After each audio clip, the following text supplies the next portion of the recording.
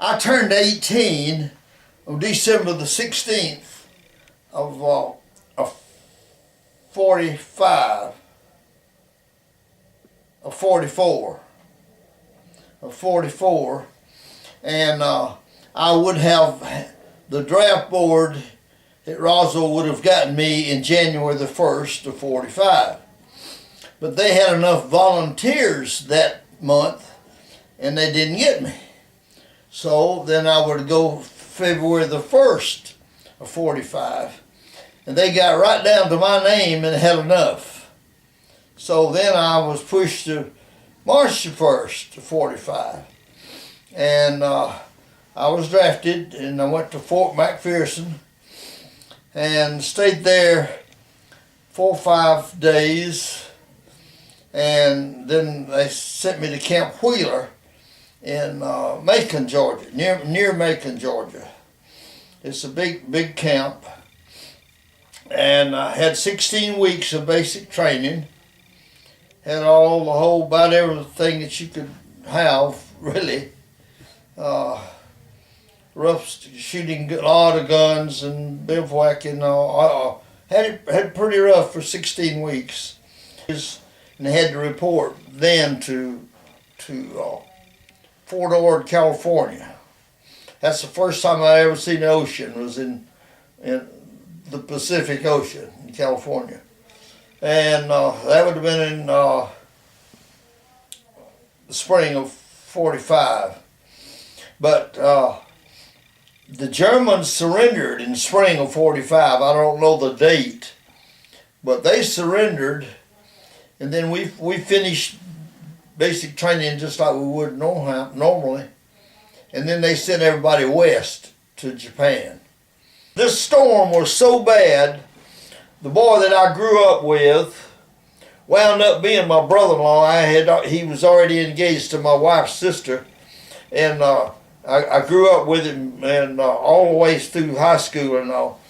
He quickly, as we got out of sight of land, he got sick. He was sick 20 days of the 21.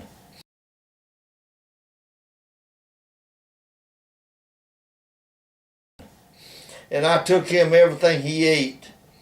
And the ship is so big, it was 7 levels.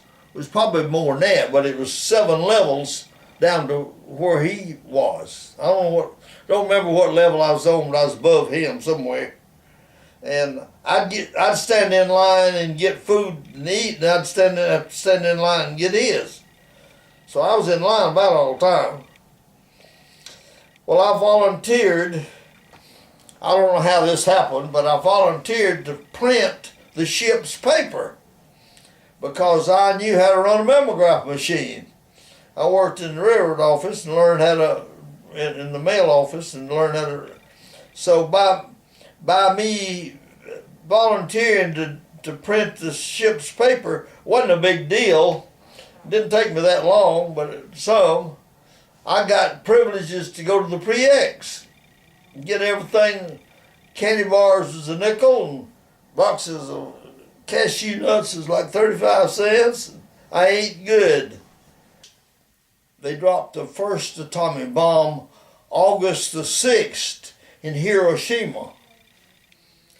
August the 9th, they dropped the second bomb on Nagasaki. I liked 5 days being to Nagasaki when they dropped that bomb.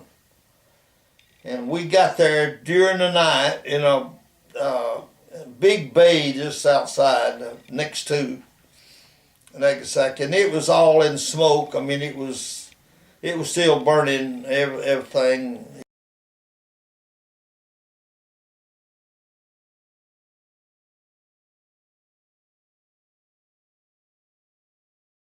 Atomic bomb was still smoking in Hiroshima.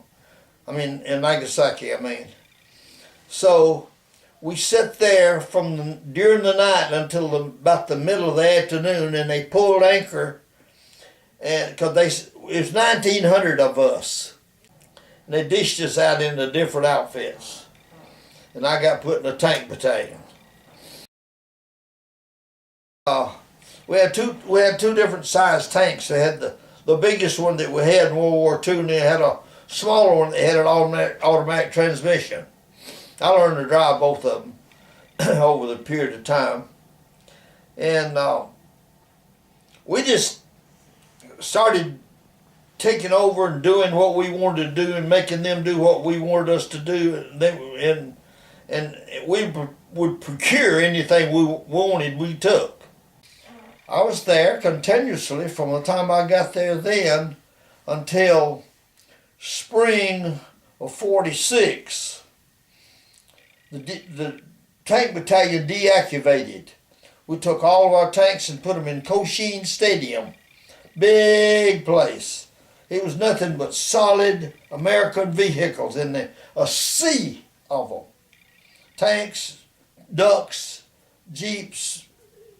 We'd put jeeps in 10.5-ton trucks to conserve space. And all, all them big wheels and stuff under a B-29.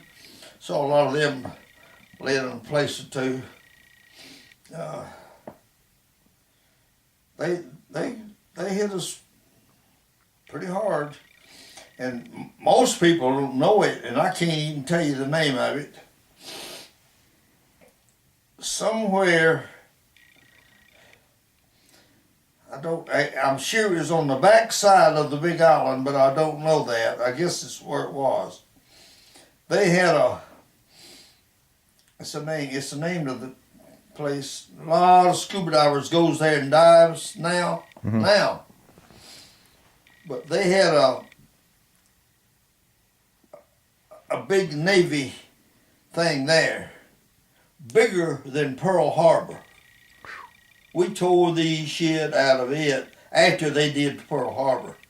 And it's still, a lot of people can tell you the name of it. I can't tell you the name of it, I've forgotten. They had a system, that's what I was going to tell you about.